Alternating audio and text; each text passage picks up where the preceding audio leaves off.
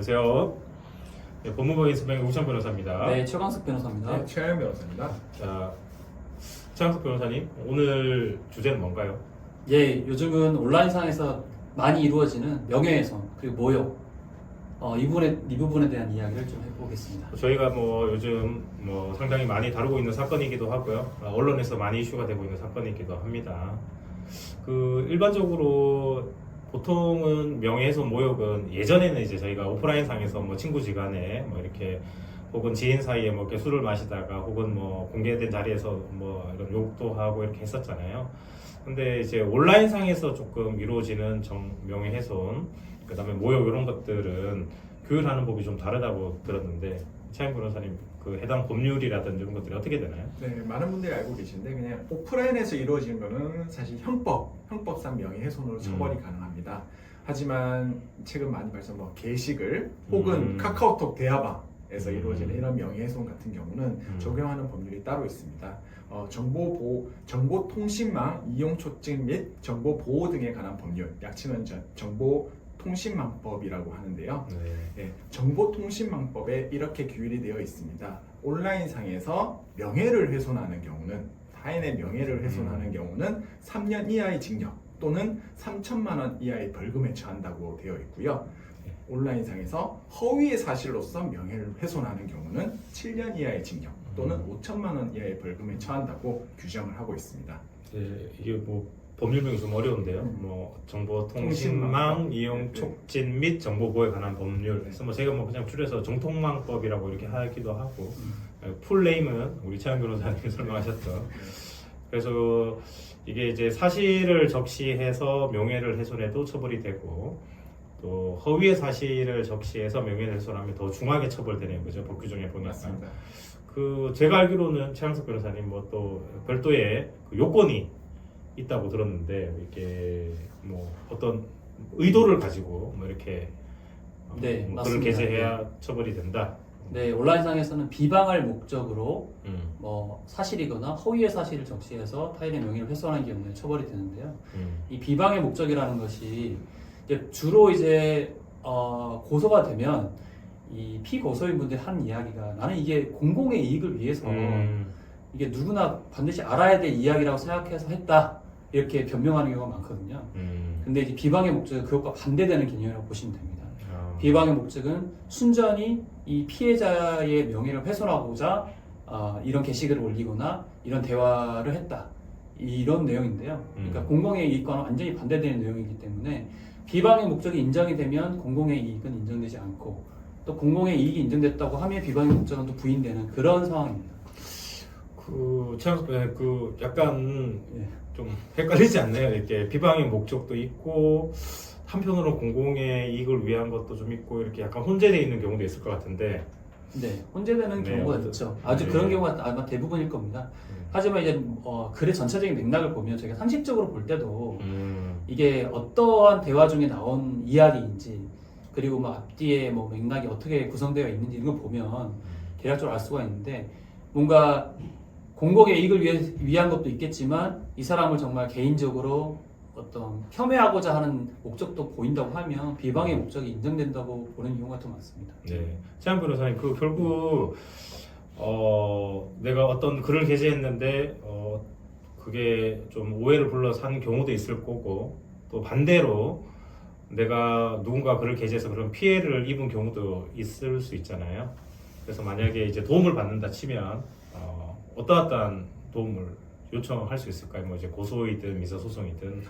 네, 우선 고소 부분인데요. 제일 중요한 게, 지금 이 이제 영상을 보시는 분들이 피해자다, 그리고 그렇다면 제일 먼저 확보할 게 그 게시글을 캡처를 빨리 해놔야 됩니다.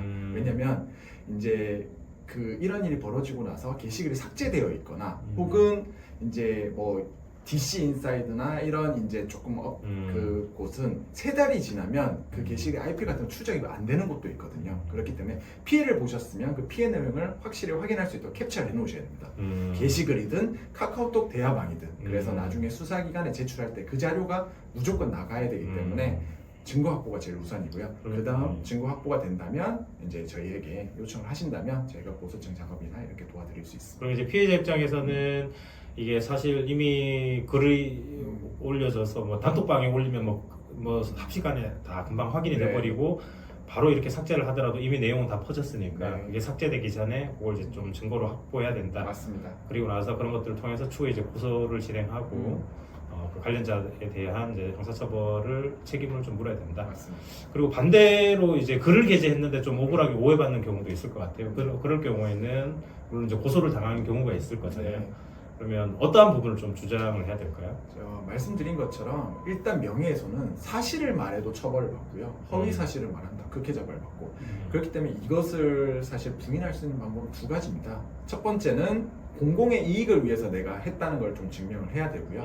두 번째는 명예훼손, 법리적으로 명예훼손이 해당하지 않는다는 걸 해야 됩니다. 네. 그런데 이제 법리적 명예훼손이라면 조금 이제 구체적인 말이긴 하지만 이 내가 한 말이 서로 이렇게 조금 퍼져나갈 가능성이 없었다라는 게 이제 초점을 이제 맞춰야 되는 겁니다. 네. 그게 이제 뭐 전파 가능성이라는 이야기이기도 하고, 그다음에 이제 그냥 단순히 뭐 본인의 생각과 감정을 이야기한 것뿐이다 이러면 이제 사실이든 허위 사실을 적시했다고 볼 수 없으니까 그런 부분에 대해서 법리적으로 주장하는 부분이 있을 수 있겠고, 그다음에 이제 또 어쨌든 내가 공공의 이익을 위해서 이와 같은 일들을 좀 했었던 거 이렇게 또 할 수 있겠네요. 장석 변호사님 뭐 어쨌든 요즘 사이버상에서 여러 가지 일들이 많이 있잖아요. 사건 사고가 생기거나 또 혹은 여러 가지 이제 뭐 사회 이슈에 대해서 이런저런 글들을 게재하고 혹은 거기에 대해 댓글을 달고 이런 행위들이 좀 있는데요. 혹시 뭐 유의해야 될 점이라든지 아니면 뭔가 이렇게 우리가 너무 빈번하게 이제 핸드폰이든 SNS를 이용하니까 좀 주의해야 될 점 이런 것들 마지막으로 간단히 한번 얘기해 주시죠. 네. 요즘은 특히 공인들이 많고 공인 그리고 연예인들 이런 분들에 관한 기사가 많기 때문에 그 기사에 댓글을 다는 경우에도 최근에 많이 보셔서 아시겠지만 뭐 아이유가 됐든 뭐 다른 연예인들이 됐든 이렇게 무관용 원칙으로 악플을 다는 그 게시자들에 대해서는 전혀 합의의 의사 없이 그냥 형사처벌까지 가는 경우가 굉장히 많거든요. 그래서 그런 기사 같은 것에 댓글을 달 때에도 정말 조심하셔야 되고요. 되도록이면 그 연예인들 직접적으로 비방하는 내용의 글은 작성하지 않으시는 게 좋을 것 같고, 그리고 이제 뭐 요즘 많이 하는 카카오톡 단톡방 이런 곳에서도 상대방을 특정해서 누군가를 비난하는 글은 자제를 하시는 게 좋습니다. 요즘 하도 고소 고발 이렇게 소송이 많다 보니까 누군가 자기의 어떤 심기를 건드린다거나 아니면 이로 인해서 내가 너무 내 외부적으로 나쁜 소문이 퍼질 것 같다 이런 생각이 들면 그런 글에 대해서도 예전 같으면 정말 쉽게 넘어갈 수 있었던 글에 대해서도 요즘은 사법적인 조치를 많이 취하기 때문에 그런 부분은 특별히 유의가 필요하겠습니다. 네. 얼마 전 저희 아들이 배우는 책에 보니까 역지사지라는 사자성어가 있더라고요. 뭐 다 아시겠지만 뭐 글을 이렇게 댓글을 다시든 사회적인 이슈에 대해서 혹은 SNS 또 카톡방 뭐 단체 채팅방에서 이런저런 글들을 다실 때 그게 이제 상대방 입장에서 내가 썼던 글에 대해서 보고 느끼는 감정을 한번 고려하거나 사전에 좀 생각을 하면 조금 더 이제 조심하고 또 지나치지 않는 선에서 물론 이제 자유롭게 의사를 개진하고 뭐 의견을 표출할 수 있지만 그 선을 넘어서서 이제 상대방에게 이제 뭐 명예를 훼손한다라든지 불편한 감정을 아주 심하게 불러일으킨다든지 보는 사람들로 하여금 또 마찬가지로 그러한 감정이든 불편감을 초래하지 않는 선에서 의견 표출을 하고 주장을 하고 또 하면 또 좀 좋지 않을까 싶습니다. 네, 오늘은 여기에서 마치겠습니다. 감사합니다.